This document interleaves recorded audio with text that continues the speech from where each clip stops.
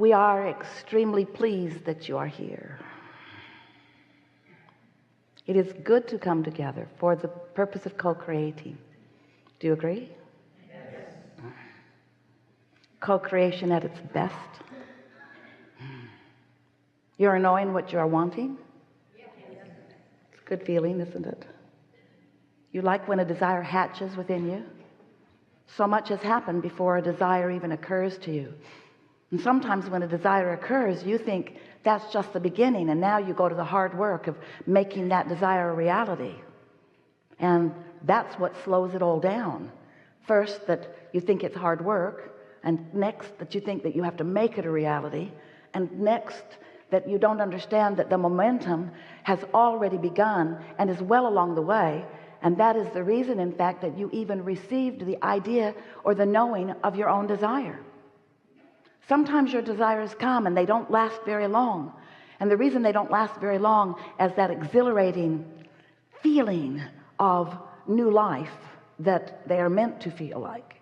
The reason that that doesn't last is because you let the reality that has already manifested overshadow this new budding reality that is in the process of turning from a vibration to a thought when you received it as a desire, and now from that thought desire into the physical equivalent. We really want you to get the sense of how vibration turns to manifestation. It's a question that mankind has had for such a very long time, because you have a hard time seeing the very beginning of this magnificent time-space reality that you are now living within. It's hard to go back and understand that everything that you are seeing and hearing and smelling and tasting and touching was at one time a vibration that was conceived of by a creator not so different than the creator that is now you. And so we want, in these hours that we are together, to convince you that you are a creator, that you can be a deliberate creator, that you can understand the laws of this universe. You can get in sync with the laws of the universe. You can tap in to the frequency and to the momentum that is you before you even became this physical being that you know as you. We want you to benefit by the momentum, the leverage, the clarity, the power of your beingness, and not rely so much on only the action that you or others are able to offer. Things that are happening in your physical world aren't about the action. Oh, action's fun. And we do not disagree with you that action gets things done.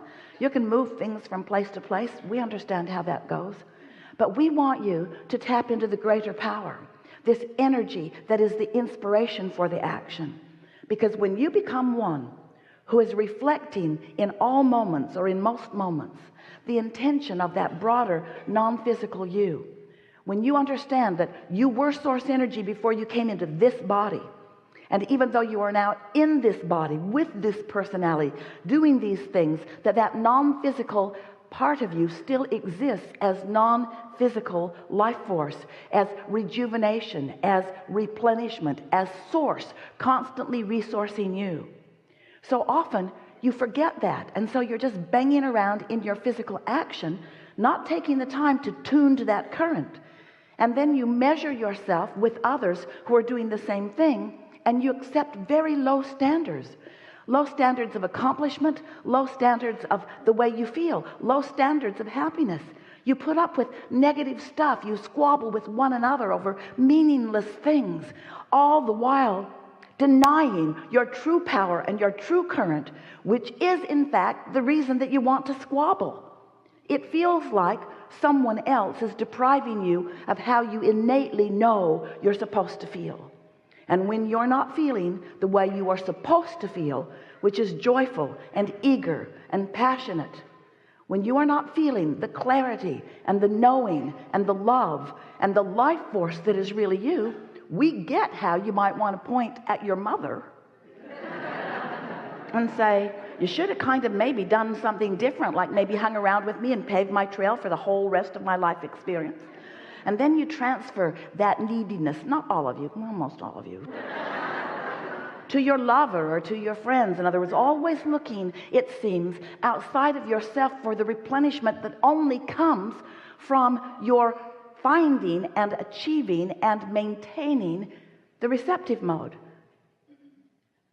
This is a vibrational universe, and there is a signal that is being transmitted on your behalf, to you and about you.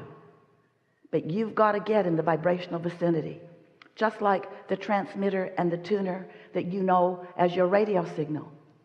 That tower is beaming a signal, but if you don't dial into it, you don't receive. You're not receptive. You don't hear what's being broadcast unless you tune in. And this is the same way. So you were source energy. You came into this body, a part of you into this body, just like you knew you wanted to. It's the perfect process.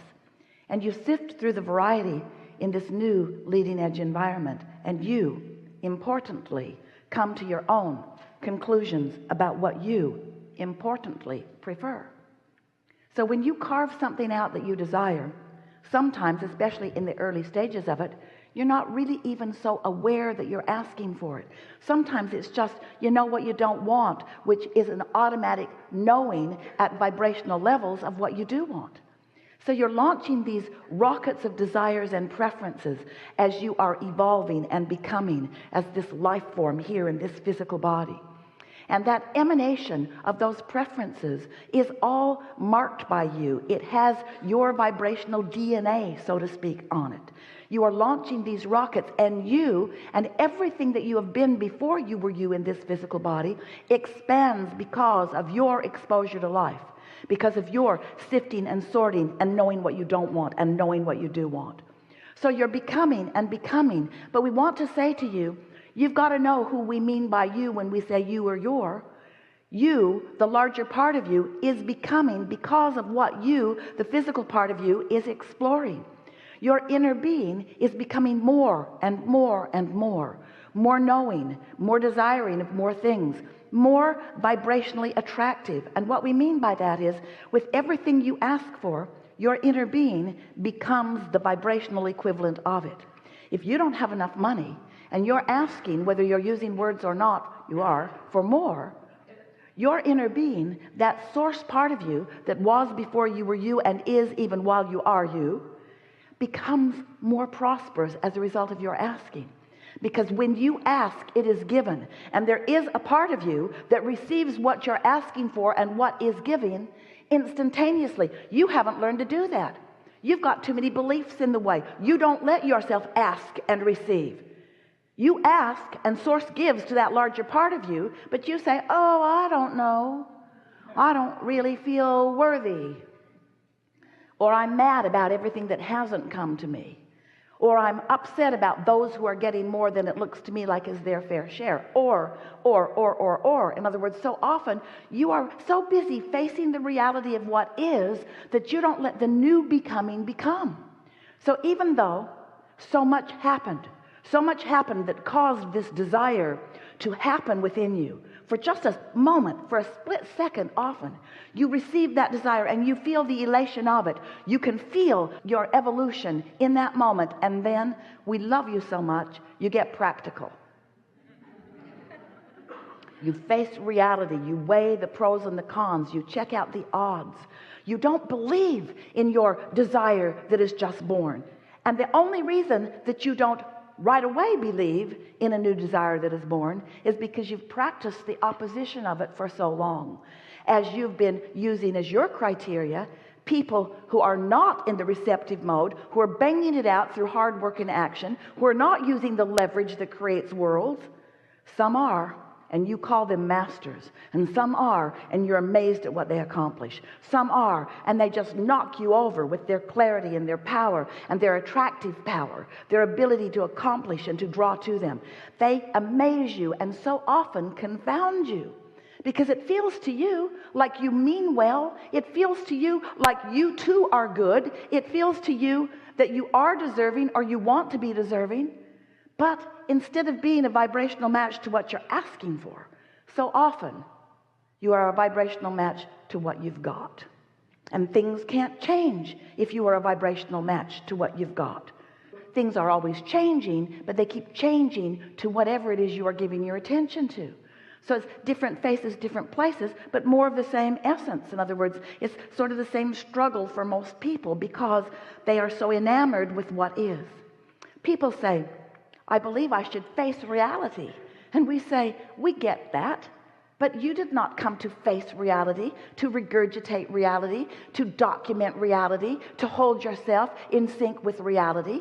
You came to create reality. You came to create new reality. You came to let this magnificent time-space reality inspire you to improvement, to new preferences, because you understood that if this time-space reality can cause you to desire something, to launch that rocket, you knew before you came into this body that once that rocket was launched, once that vibrational becoming had happened, that your inner being, that which you want to call God, that source that we want to call the resource of that which is everything, will join that thought, and law of attraction will respond to it, and your idea, your vision, your desire, your wanting will become a reality, and you get to be the witness of it.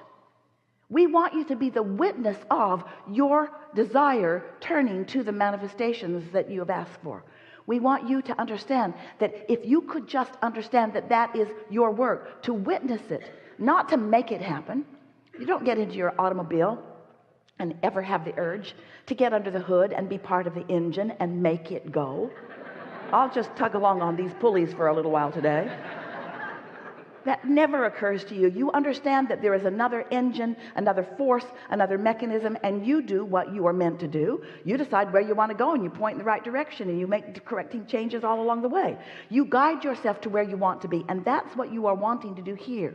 You are the chooser of where you want to be. Law of attraction is the engine that will bring it about. But your mechanism, your function, your success, your happiness, which is the success that we're really talking about, is all about your finding vibrational alignment with what you're asking for.